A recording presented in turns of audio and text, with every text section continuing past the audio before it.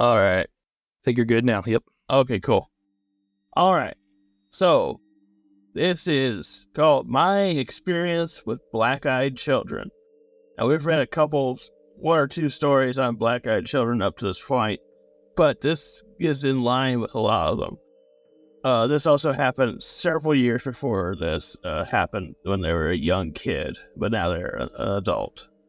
I was close with my mother's side of the family, my aunts and uncle, and all my cousins. So I got used to staying over my cousin Kelsey a lot during the summer when school was out. My birthday was coming up, and I was about to turn 13. My parents let me sleep over there the night before so they could get my surprise party together. My aunt picked me up in town, and she took me to her home, as she's done so many times before. Keep in mind that her house is roughly 4 to 5 miles up a long holler, as we call it down here, called Turkey Creek. It's the southern part of West Virginia, where it's very mountainous. It was during the winter. The sun was already went down. It was around 6:30 or so. I'm looking around my room as I talk about this. It's such an odd feeling I thought I'd never experience again. It was super cold that night, as frost had already begun to gather on the leaves and grass. We were halfway up the hollow when her headlights picked up something in the distance. 2 children. I was fairly young myself, and I was confused why 2 kids would be alone this deep in the woods at night with no parents in the cold. My aunt questioned the sight herself and slowed down. As I got closer, I noticed their outfits. One was a girl wearing a beige dress that covered everything but her shins. The other was a boy wearing a white button-up with a beige bow tie. They weren't walking, nor were they running. They were just standing there, silent, as we pulled up to them. My aunt rolled the window down, letting the cold air rush inside, as she asked them their names. They were super silent. I remember her saying, "I like your outfits. Do you go to the Southern Baptist Church?" The church down the road. It made sense to me because of their clothing choice.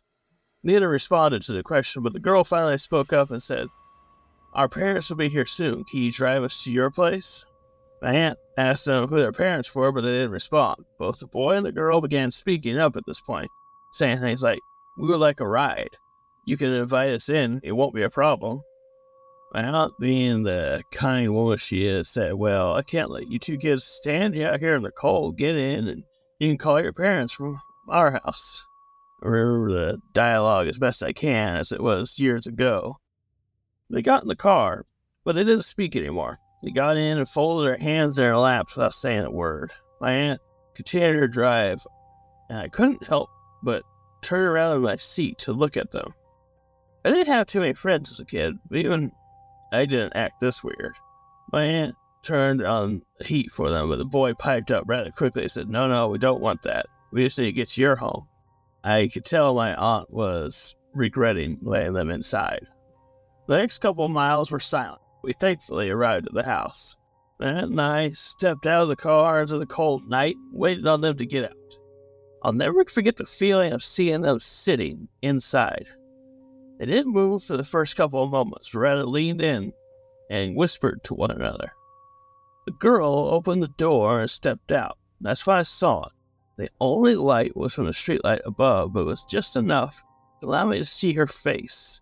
Her eyes were pitch black, no iris, no pupil, nothing. She turned to my aunt and said, "They'll be here any minute now. Thank you." I remember my aunt being confused because she was one of only 4 houses up this way, and none of them had children of this age. I rushed inside and told my uncle what was happening. He went outside to ask what's going on and to check on the children. I watched from the window as he talked to the 2 kids. Couldn't hear much.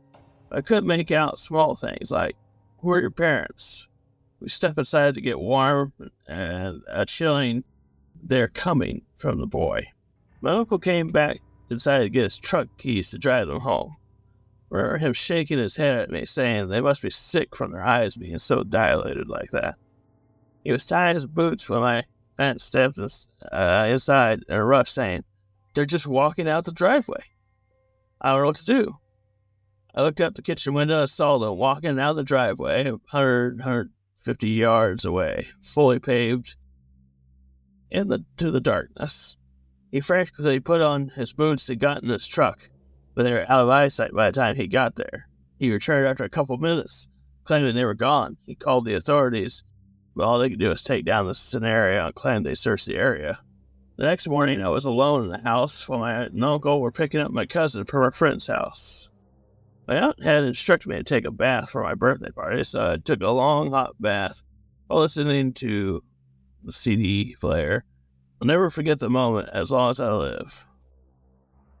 I was listening to Nickelback's album, and I was listening to the song Rockstar when this happened. I had my eyes closed and was bobbing my head to the song. I opened my eyes to grab a washcloth, and from the corner of my eye, there was a shadow. It was underneath the door. My uncle must have come back, so it was no big deal. I remember wetting my face with a rag, making sure not to get the headphones wet. I sloshed the hot water a couple times, and I found myself staring at a small opening underneath the door once again. 2 shadows now, walking back and forth, sometimes overlapping one another. I took my headphones off. I was about to ask if everything was okay, but that's when I heard them. Children. Although there were 2 shadows, it sounded like there were 5 or 6 of them, talking over one another as children do, bantering back and forth through the ruckus. I could make out my name. I couldn't tell individual sentences, but I heard my name being repeated over and over through each sentence. I was mortified. I genuinely can't tell you how afraid I was. I paused my music and sunk down in the tub, helpless and in shock. A small knock was heard on the bathroom door, but then it turned into multiple taps. Multiple little fingers tapped on the wooden door, and eventually it grew stronger into fists. I began to cry, and I almost instantly stopped. I remember screaming for my uncle, hoping for a miracle that he'd somehow be arriving then and there. The moment I began to scream, I heard shoes scuffing all across the floor as they laughed and left. Hell, I even remember hearing the front door shutting. I didn't see any shadows anymore, and I couldn't hear any more voices. After a few minutes, I slowly got out of the bath and peered through one of the blinds on the window. At the far edge of the long driveway, I saw them. Count maybe 7 or 8 in all. Kids and boys and girls alike. They're all dressed in a formal way, wearing mostly white and beige. I had no idea who they were, where they came from, or where they went. Walked down the driveway until they're out of sight. My birthday wasn't fun that day.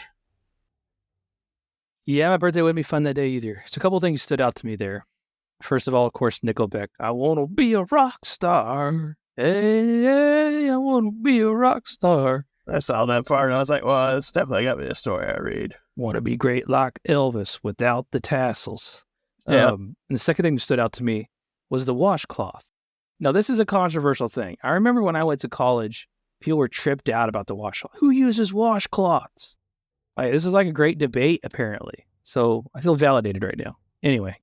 The guys who are really douchey don't like to use washcloths, I think. I don't know. I just clean my arse with my hand. I don't know, Yeah, pretty much. I just stick the bar up there. Yeah, that's what they say, anyway.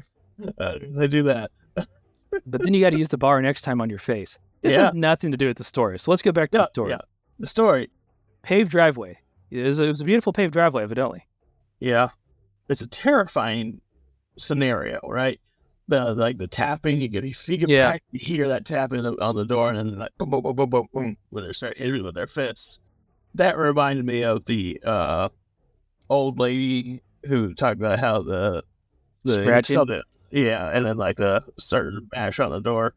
This is like probably the most terrifying black-eyed children story I've heard. It's the first one I've heard, so it's automatic. Oh, really? Yeah. I don't think I've heard one before. Maybe we didn't. Maybe I had looked at one I was planning on talking about, and then I didn't. What are the origins of this? So the black-eyed children are some sort of being similar to like a shadow person, but they're fully. You can tell what they look like. They always have completely jet black eyes, though. Okay. And they always ask to be let in. Now they apparently are known to bring great misfortune on anyone who lets them in. And usually they're wearing like really old looking clothes, not like tattered old, but like old style, like Puritan esque clothing. Some sort of entity that people report seeing across the entire country. And this is one of the first ones I heard of someone though letting them in. Normally, no one does, and to have them actually inside the house, potentially trying to get to this kid, but for whatever reason they end up leaving her alone. I have never heard of this. A lot of comments about the bar of soap that I made. Comments over on Kick seems to be a controversial thing here. The washcloth and the bar of soap. But back to the story. I can't believe I've never heard of this. So they try to get you to let them in. That's like their thing. Yeah. And then misfortune usually follows. In fact, actually in the comments, she mentioned that her aunt and uncle ended up getting a divorce shortly thereafter. And so she wonders if the kids being there had caused the rift between them. And they typically travel in a pack like this? Well, I've never heard of it in a pack of that many before. This was kind of new to me. Usually one or two. And usually if it's two, it's always a boy and a girl. Okay. Yeah, it seems effective to travel with less if you wanted to get into somebody's house. Somebody said sounds like vampires, maybe. They do, like, like an old folklore thing with vampires, you have to invite them in. Like Dracula had to be invited in. So it's very similar to that, yeah. Although less direct attack on you and more of just general terribleness. Did they say where this was by chance? I don't remember. West Virginia on this one. Did these black-eyed children have a typical location that I've heard them from Oregon all the way down to Florida. They're just all over the place. Beginning with the 13 original colonies. They're everywhere. Yeah. I just didn't know that was like an America sort of originated story, or if that's from somewhere else. I'm going to have to look into this more. I don't think I've ever heard of it in another country. But doesn't mean there isn't, but I just never heard one. It's probably usual in a rural area, I assume. I don't know. Sometimes it has been in urban environments too. Like people will see them there's one I ever seen them at a gas station, someone said. And they were trying to get them to take them home. They always want you to take them home, usually too. I guess if a kid was trying to manipulate something, that's what they would do, I don't know. Yeah. So what would you do if you had a black-eyed children knock on your door? I would not answer it. You wouldn't answer it at all? Yeah. Yeah. I mean, if I could see that was what they were. If I opened the door and they were there and I hadn't seen it, I would just close the door because I have heard one. And there was another story I had read where the person said they were up late, drunk, and then they heard a knock on the door and they looked at the peephole. Don't see anyone because they're short. And opened the door and there was a kid there. And then he said he saw their eyes and he immediately slammed the door in their face as hard as he could and just locked it. Somebody saying it tends to have to involve getting picked up in a car? Yeah, it happens a lot with people being approached while they're in their car. That seems much more like it could be deceiving, Yeah. In your car. Out in the middle of nowhere or something, you see a child in distress. Yeah, I've heard a couple just randomly in the woods, they'll see them. And then they'll ask you to take them back to their camp. Or not so creepy, maybe you would, Which also is kind of like the was it the sheep shifter story that we talked about a long time ago? Oh yeah, you talk about the thing crawling on the ground. The one that was the stairs. Oh, the what did they call it? The mimic, or what was it? Yeah, mimic. Yeah, that one. That was a good story. I love. Yeah, we still got to finish the second part of that one day. Oh yeah, we do. Anyway, that's a pretty neat one. It's scary. I don't know how I react. I'd like to say I would definitely not do anything, but I guess if they didn't look so creepy, yeah, you just thought maybe they were tired or hurt or something. I don't know. Maybe you'd fall for it. Yeah, I mean, it happens. Some people report that they pick them up and bad stuff ends up happening. Well, my life's already big one big fucking mess. So, what would it hurt? Yeah. I would probably attempt to help a kid, I imagine. Yeah. That's crazy, though. It made me think twice now, though. So I think somebody coming to my house would be weird to me. Was it public or something weird happened like that? But out of all the houses, somebody came to my house, I'd be like, what? Good story, though, man. I appreciate you sharing that one. I'm going to have to look into this more, and maybe we could dig some more stories out from this. Oh, sure. Maybe get some traction going on at like the skinwalkers. They tend to get a lot of views online, our skinwalker videos. So Yeah, I mean, they're terrifying. Both black-eyed children and the skinwalkers. Terrifying. Somebody had commented, I'll have to try to go back and find it, about, see if I can find it real quick, the skinwalkers, how on one of your stories, they thought you were describing something else. Somebody keeps asking me what my stuff can be found under. Everything's podcast father, guys, everywhere. Always. Let's look here at the comments here. Somebody, and when I looked it up, it looked exactly like it. We'll see if I can find it here. Everybody likes a good scary story. A deer in the woods, somebody commented, okay, they said Wendigo. Wendigo, yeah. And when I Googled it, it looked just like the description of that freaking thing trying to get in that cabin. Those like the skull face looking deer thing. Yeah. Yeah, I forgot about the Wendigo. And yeah, they usually are described almost identically like that. Yeah. Yeah, so I thought that was pretty good. People are enjoying it. So this is another one I think you can interpret and, get, what do you think it is, So we encourage you to let us know what you think it is, what you think about it.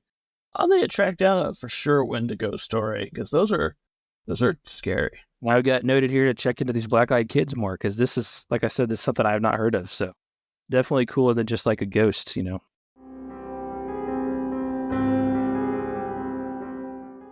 Jeff Townsend Media. CG, good night. And the question is, do I stay here? Will you be back? Are you gonna come back? Will you be back? Are you coming back?